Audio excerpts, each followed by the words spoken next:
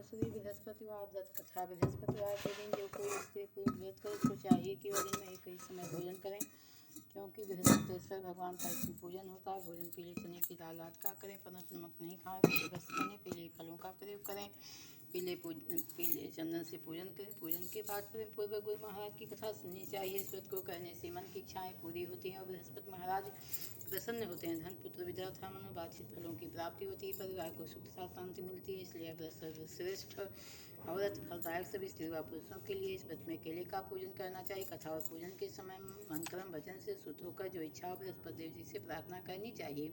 उसकी इच्छाओं को बृहस्पति देव अवश्य पूर्ण करते हैं, ऐसा मन में दृढ़ विश्वास रखना चाहिए।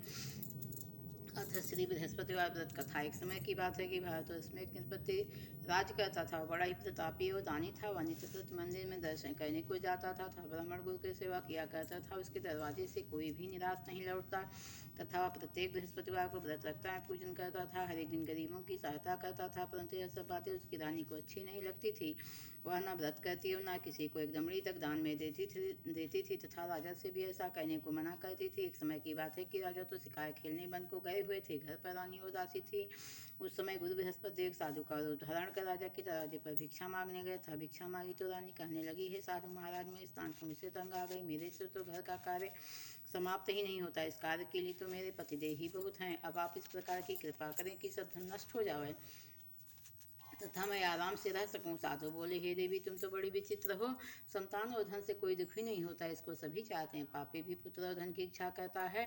अगर आपके पास धन अधिक हो तो भूखे मनुष्यों को भोजन कराओ, प्याऊ लगवाओ, ब्राह्मणों को दान दो, धर्मशाला बनवाओ, कुआं तालाब बावली बाग बगीचे आदि का निर्माण कराओ, निर्धन मनुष्यों की कुंवारी कन्याओं का विवाह कराओ, अरण्य ज्ञात धर्म करो। इस प्रकार के कर्मों से आपका कुल और आपका नाम परलोक में सार्थक होगा, स्वर्ग की प्राप्ति होगी। मगर रानी बातों से खुश ना हुई। वह बोली, हे साधु महाराज, मुझे ऐसे धन की आवश्यकता नहीं जिससे वो मनुष्यों को दान दूं तथा जिसको रखने उठाने मेरा सारा समय ही बर्बाद हो जाए। साधु ने कहा, हे देवी, तुम्हारी ऐसी इच्छा है तो वैसा ही होगा। मैं तुम्हें उपाय बताता हूँ, ऐसा ही करना। बृहस्पतिवार के दिन घर को गोबर से लीपना, अपने केसों को धोना, धोते समय स्नान करना, राजा से कहना हजामत करवाएं, भोजन में मांस मदिरा खाना, कपड़ा धोबी के यहाँ धुलने डालना।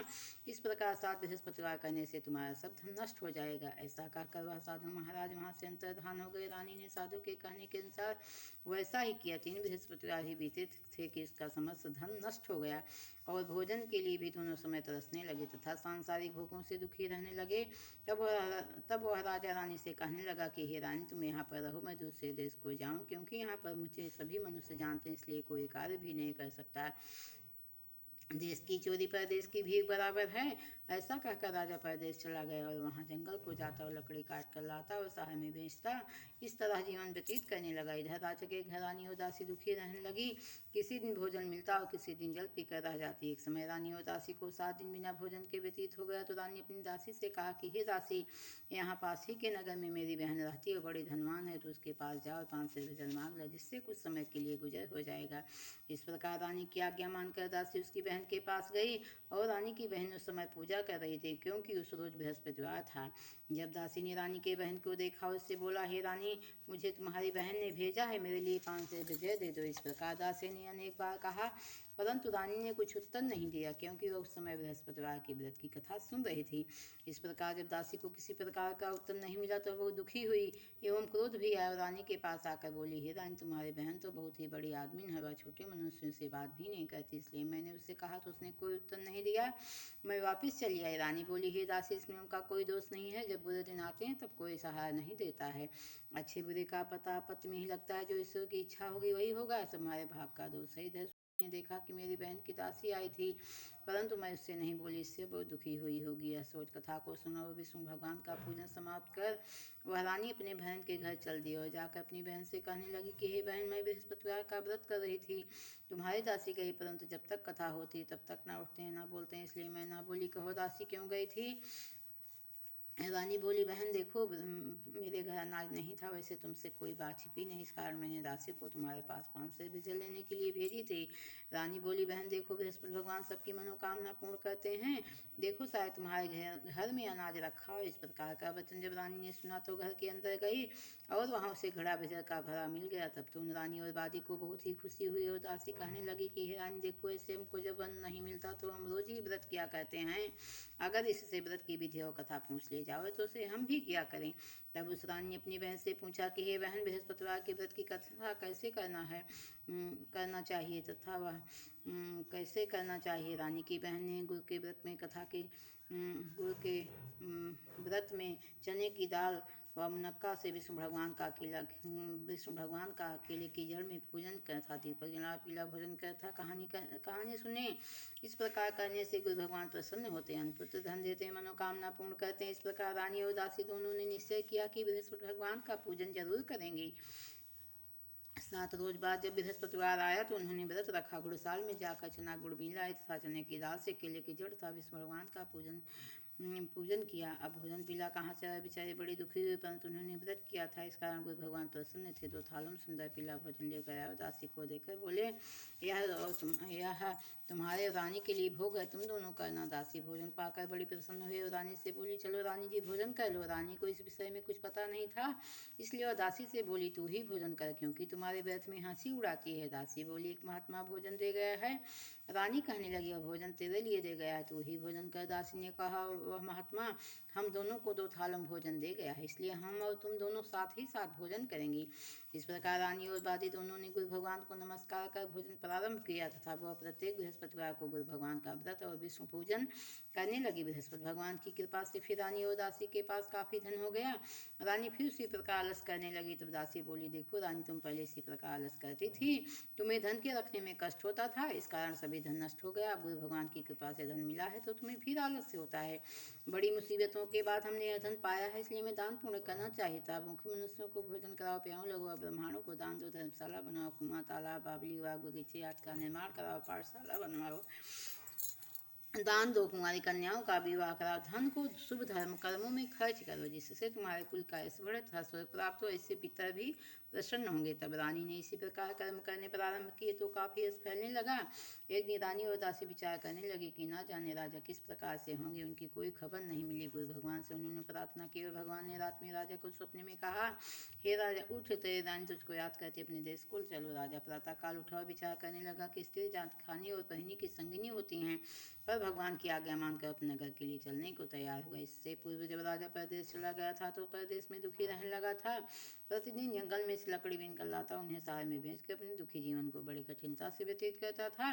एक दिन राजा दुखी हो अपनी पुरानी बातों को याद करके रोने लगा। तब उस जंगल में से बृहस्पति देव एक साधु का रूप धारण कर आ गए। राजा के पास आकर बोले, हे लकड़हारे, तुम इस सुनसान जंगल में किस चिंता में बैठी हो, मुझको बतलाओ। यह सुन राजा के नेत्रों में जल भर आया और साधु को वंदना कर बोला, हे प्रभु, आप सब कुछ जानने वाले हैं। इतना कहकर साधु को अपनी संपूर्ण कहानी बतला दी। महात्मा तो दयाल होते हैं, उससे बोले, हे राजा, तुम्हारी स्त्री ने बृहस्पति देव का अपराध किया था, जिस कारण तुम्हारी यह दशा हुई। तुम किसी प्रकार की चिंता मत करो, भगवान तुम्हें पहले से अधिक धनवान करेगा। देखो, तुम्हारी स्त्री ने भी गुरुवार का व्रत करना प्रारंभ कर दिया और तुम मेरा कहा मानकर बृहस्पतिवार को व्रत करके चने की दाल, गुड़ व जल को लोटे में डालकर केले का पूजन करो, फिर कथा कहो और सुनो, भगवान तेरी सब मनोकामनाओं को पूर्ण करेगा।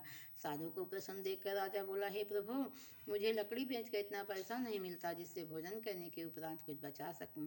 मैंने रात में अपनी रानी को व्याकुल देखा है, मेरे पास कुछ भी नहीं जिससे उसकी खबर तो मंगा सकूं, और फिर कौन सी कहानी कहूँ, यह बात मुझको मालूम नहीं है। साधु ने कहा, हे राजा, तुम किसी बात की चिंता मत करो, बृहस्पतिवार के दिन तुम रोजाना की तरह लकड़ियाँ लेकर शहर को जाओ, तुमको रोज से दुगना धन प्राप्त होगा, जिससे तुम भली भांत भोजन कर लो तथा बृहस्पति देव की पूजा का सामान भी आ जाएगा। और बृहस्पति देव की कहानी निम्न प्रकार से है। बोलो बृहस्पति भगवान की जय। बृहस्पति देव जी की दूसरी कहानी। प्राचीन काल में एक ब्राह्मण था, वह बहुत निर्धन था, उसके कोई भी संतान नहीं थी। उसकी स्त्री बहुत मलिनता के साथ रहती थी, वह स्नान न करती, किसी देवता का पूजन न करती, प्रातः काल उठते ही सर्वप्रथम भोजन करती थी, बाद में कोई अन्य काम करती थी। इससे ब्राह्मण देवता बड़े दुखी थे, बेचारे बहुत कुछ कहते थे, किंतु उसका कोई परिणाम न निकला। भगवान की कृपा से ब्राह्मण की स्त्री के कन्या रूपी रत्न पैदा हुआ। कन्या अपने पिता के घर में बड़ी होने लगी और बालिका प्रातः स्नान करके विष्णु भगवान का जाप करने लगी। बृहस्पतिवार का को व्रत करने लगी। अपने पूजन पाठ को समाप्त करके स्कूल जाते तो अपनी मुट्ठी में जौ भर के ले जाते और पाठशाला के मार्ग में डालती जाती। तब ये जौ स्वर्ण के हो जाते और लौटते समय इनको बीन कर घर को ले आती थी। एक दिन वह बालिका सूप में उन सोने के जौ को फटक कर साफ कर रही तो उसके पिता ने देख लिया और कहा, हे बेटी, सोने के जौ को फटकने के लिए सोने का सूप होना चाहिए। दूसरे दिन गुरुवार था। इस कन्या ने व्रत रखा और बृहस्पति देव जी से प्रार्थना करके कहा, हे प्रभु, मैंने आपकी पूजा सच्चे मन से की हो तो मेरे लिए सोने का सूप दे दो। बृहस्पति देव ने उसकी प्रार्थना स्वीकार कर ली। वह रोजाना की तरह वह कन्या जो फैलाती हुई जाने लगी। जब लौटकर जो बीन रही थी तो बृहस्पति देव की कृपा से उसे सोने का सूप मिला। उसे वह घर ले आई और उससे जौ साफ करने लगी, परंतु उसकी माँ का वही ढंग रहा। एक दिन की बात है कि वह कन्या सोने के सूप में जौ साफ कर रही थी। उस समय उस शहर का राजपुत्र वहाँ से होकर निकला। इस कन्या के रूप और कार्य को देखकर मोहित हो गया था। अपने घर आकर भोजन तथा जल त्याग कर उदास हो लेट गया। राजा को जब इस बात का पता लगा तो अपने प्रधानमंत्रियों के साथ उसके पास गए। बोले, हे बेटा, तुम्हें किस बात का कष्ट है? किसने अपमान किया है? अथवा और कोई जो कारण हो सो कहो, मैं वही कार्य करूँगा जिससे तुम्हें प्रसन्नता हो। अपने पिता की राजकुमार ने बातें सुनी तो वह बोला, मुझे आपकी कृपा से किसी बात का दुख नहीं है। किसी ने मेरा अपमान नहीं किया, परंतु मैं उस लड़के के साथ विवाह करना चाहता हूँ जो सोने के सूप में जो साफ कर रही थी। राजा आश्चर्य में पड़ा और बोला, हे बेटा, इस तरह की कन्या का पता तुम ही लगाओ, मैं उसके साथ तेरा विवाह अवश्य करवा दूंगा। राजकुमार ने उस लड़की के घर का पता बतलाया तो मंत्री उस लड़की के घर गए। ब्राह्मण देवता को सभी हाल बतलाया। ब्राह्मण देवता राजकुमार के साथ अपनी कन्या का विवाह करने के लिए तैयार हो गए। सभी विधान के अनुसार ब्राह्मण कन्या का विवाह राजकुमार के साथ हो गया। कन्या के घर जाते ही पहले की भांति उस ब्राह्मण देवता के घर में गरीबी का निवास हो गया। अब भोजन के लिए भी अन्न बड़ी मुश्किल से मिलता था। एक दिन दुखी होकर ब्राह्मण देवता अपनी पुत्री के पास गए। बेटी ने अपने पिता को दुखी अवस्था में देखा, अपनी माँ का हाल पूछा तो पिता ने सभी हाल कहा। कन्या ने बहुत साधन देकर अपने पिता को विदा कर दिया। इस तरह ब्राह्मण का कुछ समय सुखपूर्वक व्यतीत हुआ। कुछ दिन के बाद फिर वही हाल हो गया। ब्राह्मण फिर अपनी कन्या के यहाँ गया और हाल कहा तो लड़की बोली, हे पिताजी, आप माता जी को यहाँ लिवा लाओ, मैं उन्हें विधि बता दूंगी जिससे गरीबी दूर हो जाए। वह ब्राह्मण देवता अपनी स्त्री को साथ लेकर पहुँचे तो पुत्री अपनी माँ को समझाने लगी कि हे माता, तुम प्रातः काल उठकर सर्वप्रथम स्नानाद करके विष्णु भगवान का पूजन करो तो सब दरिद्रता दूर हो जाएगी। परंतु उसकी माँ ने एक भी बात नहीं मानी और प्रातः काल उठकर अपनी पुत्री और बच्चों के जूठन को खा लिया। एक दिन उसकी पुत्री को बहुत गुस्सा आया और रात को एक कोठरी में से सभी सामान निकालकर उसने अपनी माँ को बंद कर दिया। प्रातः काल उसमें से निकाला तथा स्नानाद करके पाठ करवाया तो उसकी माँ की बुद्धि ठीक हो गई और फिर प्रत्येक बृहस्पतिवार को व्रत रखने लगी। इस व्रत के प्रभाव से उसकी माँ भी बहुत धनवान तथा पुत्रवती हो गई और बृहस्पति जी के प्रभाव से स्वर्ग को प्राप्त हुई तथा वह ब्राह्मण भी सुखपूर्वक इस लोक के सुख भोग कर स्वर्ग को प्राप्त हुए। इस तरह कहानी कहकर साधु देवता वहाँ से लोप हो गए। धीरे धीरे समय व्यतीत होने पर फिर वही बृहस्पतिवार का दिन आया। राजा जंगल से लकड़ी काट कर किसी शहर में बेचने गया। उसे उस दिन से अधिक पैसा मिला। राजा ने चना गुड़ आज लाकर गुरुवार का व्रत किया। उस दिन से उसके सभी क्लेश दूर हुए। परंतु जब दोबारा गुरुवार आया तो बृहस्पतिवार व्रत करना भूल गया। इस कारण बृहस्पति भगवान नाराज हो गए। उस दिन उस नगर के राजा ने विशाल यज्ञ का आयोजन किया था। शहर में घोषणा करा दी कि कोई भी मनुष्य अपने घर भोजन न बनाओ, नाग जलाओ। समस्त नागरिक मेरे यहाँ भोजन करने आए। इस आज्ञा को जो न मानेगा उसके लिए फांसी की सजा दी जाएगी। इस तरह की घोषणा संपूर्ण नगर में करवा दी गई।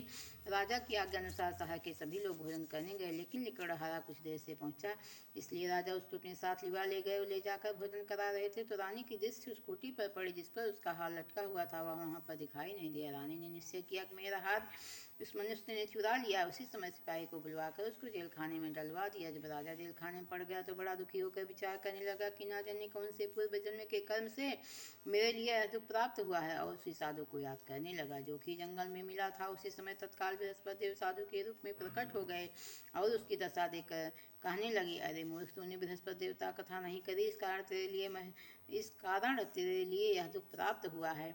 अब चिंता मत कर। बृहस्पतिवार के दिन जेल खाने के दरवाजे पर 4 पैसे पड़े मिलेंगे, उनसे तू बृहस्पति देव की पूजा करना, तेरे सभी कष्ट दूर हो जाएंगे। बृहस्पतिवार के रोज उसे 4 पैसे पड़े मिले। राजा ने कथा कही। उसी रात को बृहस्पति देव ने राजा से स्वप्न में कहा, हे राजा, तुमने जिस आदमी को जेल खाने में बंद कर दिया वह निर्दोष है, वह राजा है, उसे छोड़ देना। रानी का हार उसी खूंटी पर लटका हुआ है, अगर तू ऐसा नहीं करेगा तो मैं तेरे राज्य को नष्ट कर दूंगा। इस तरह के रात स्वप्न को देख राजा प्रातःकाल उठा और खूंटी पर हार देखकर लकड़हारे को बुलाकर क्षमा मांगी तथा राजा के योग्य सुंदर वस्त्र आभूषण देकर विदा किया था। गुरुदेव की आज्ञा अनुसार राजा अपने नगर को चल दिया।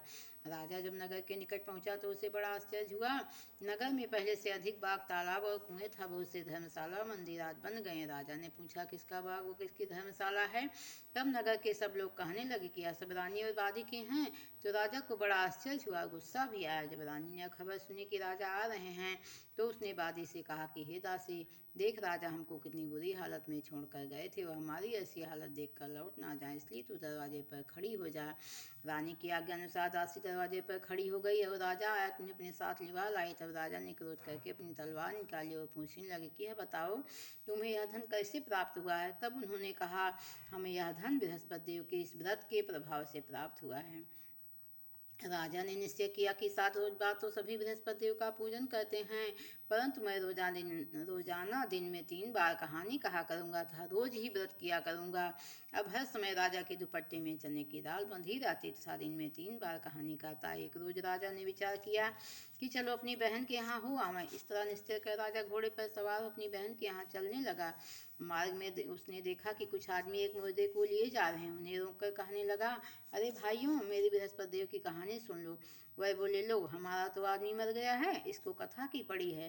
परंतु कुछ आदमी बोले, अच्छा कहो, हम तुम्हारी कथा भी सुनेंगे। राजा ने दाल निकाली और जब कथा आधी ही हुई थी कि मुर्दा हिलने लगा और जब कथा समाप्त हो गई तो राम राम करके वह मनुष्य खड़ा हो गया। आगे मार्ग में उसे एक किसान खेत में हल चलाता मिला और राजा ने उसे देखा और उससे बोला, अरे भैया, तुम मेरी बृहस्पति देव की कथा सुन लो। किसान बोला, जब तक मैं तेरी कथा सुनूंगा तब तक 4 हरैया जोत लूंगा, जा अपनी कथा किसी और को सुनाना। इस तरह राजा आगे को चलने लगा। राजा के हटते ही बैल पछाड़ खाकर गिर गए तथा उसके पेट में बहुत जोर सा दर्द होने लगा। उस समय उसकी माँ रोटी लेकर आई।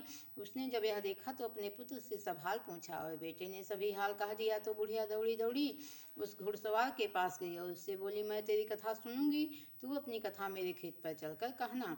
राजा ने बुढ़िया के खेत पर जाकर कथा कही, जिसके सुनते ही वह बैल खड़े हो गए था। किसान के पेट का दर्द बंद हो गया।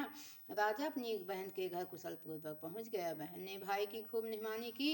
दूसरे रोज प्रातःकाल राजा जगा तो वह देखने लगा कि सब लोग भोजन कर रहे हैं। राजा ने अपनी बहन से कहा कि ऐसा कोई मनुष्य नहीं है जिसने भोजन नहीं किया हो, वह मेरी बृहस्पतिवार की कथा सुन ले।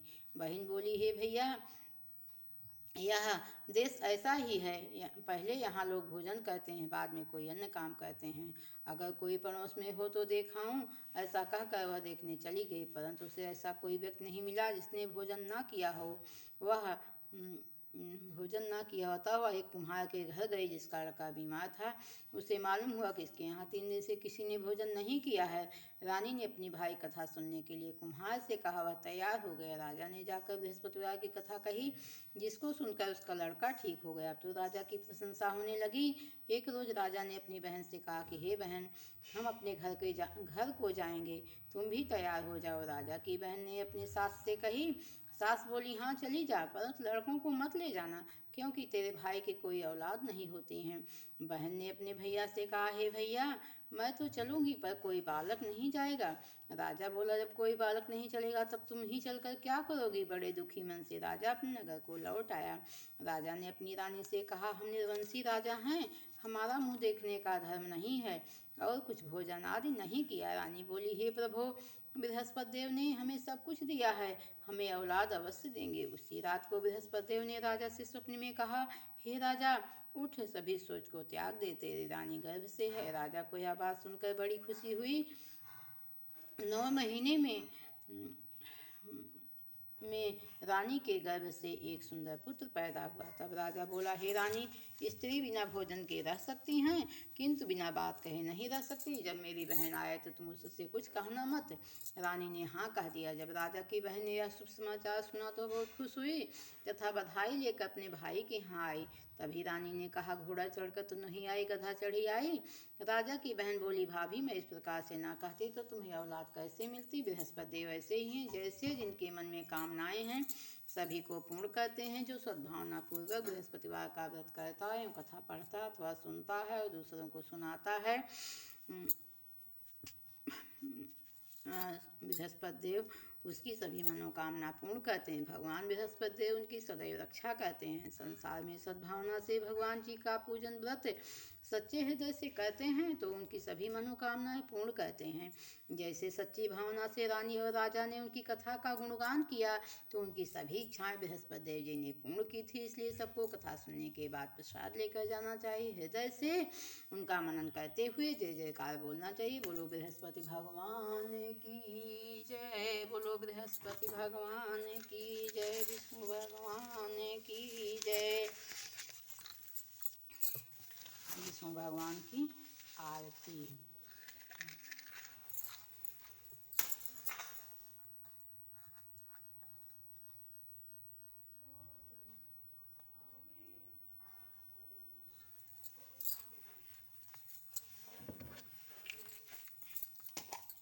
ओम जय बृहस्पति देवा, स्वामी जय बृहस्पति देवा। छीन छीन भोग लगाऊं कदली फल मेवा। ओम जय बृहस्पति देवा, तुम पूरण परमात्मा, तुम अंतर्यामी स्वामी, तुम अंतर्यामी। जगत पिता जगदीश्वर, तुम सबके स्वामी।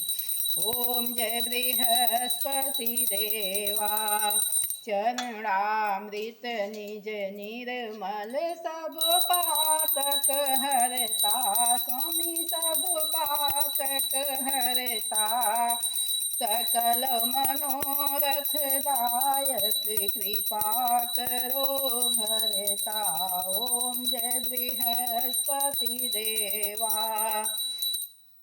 तन मन धन अर्पण करे जो जन शरण पड़े स्वामी, जो जन शरण पड़े। प्रभु प्रकट तब हो करे, आकर द्वारे खड़े। ओम जय बृहस्पति देवा, दीन दयाल दया निधि, भक्तन हितकारी स्वामी, भक्तन हितकारी। पाप दोष सब हरता भव बंधन हारी। ओम जय बृहस्पति देवा, सकल मनोरथ दायक सब संशय टारी स्वामी, सब संशय टारी। विषय विकार मिटाओ संतन सुखकारी।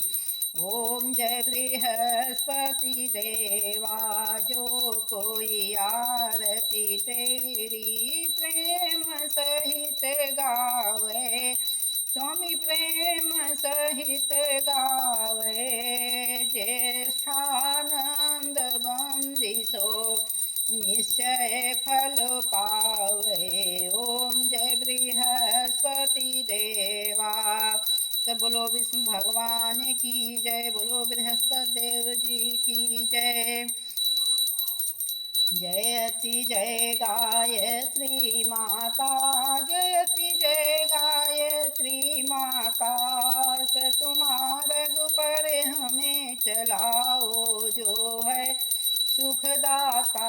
जयति जय गायत्री माता, आदि शक्ति तुम अलख निरंजन। जग पालन करती माँ, जग पालन करती। दुख सो भय क्लेश कलह दारिद्र दैन हरती। जयति जय गायत्री माता, ब्रह्मरूपिणी प्रणत पालिनी। जगत धात्री अम्बे भव भयहारी जनहित हितकारी सुखदा जगदम्बे जयति जय गायत्री माता कामधेनु सतचितयानन्दा जय गंगा गीता सरिता की शाश्वती शक्ति तुम सावित्री सीता जयति जय गायत्री माता ऋग्यजुषामय अथर्व प्रणयनी प्रणव महामहिमे कुंडलिनी सहस्रार सुषुम्ना शोभा गुणिगरिमे जयति जय गायत्री माता स्वाहा सुधा सची ब्रह्माणी राधा रुद्राणी जय सती रूपा वाणी विद्या कमला कल्याणी जयति जय गायत्री माता जननी हम हैं दीनहीन दुख दारिद्र के घेरे माँ दुख दारिद्र के घेरे यद्यपि कुटिल कपूत तो बालक हैं तेरे जयति जय गायत्री माता स्नेह सनी करुणामयी माता चरण शरण दी जय माँ चरण शरण दी जय बिलख रहे हम शिशु सुत तेरे दया दृष्टि की जय जयति जय गायत्री माता तुम समर्थ सब भांति तारिणी तुष्टि पुष्टि त्राता तुम्हारे गुपर हमें चलाओ जो है सुखदाता जयति जय गायत्री माता जयति जय गायत्री माता कर्पूर गौरम करुणावतारम संसार सारम भुजगेन्द्रहारम सदा वसन्तं हृदयारविन्दे भवं भवानी सहितं नमामि त्वमेव माता च पिता त्वमेव बन्धु च सखा त्वमेव विद्या द्रविणं त्वमेव सर्वं मम देवदेवा नीलाम्बुजगश्यामलकोमलाकं सीतासंहारोऽपितुवामभागं पाणौ महासायक चारुचापं नमाभिरामं रघुवंशनाथं दुर्गति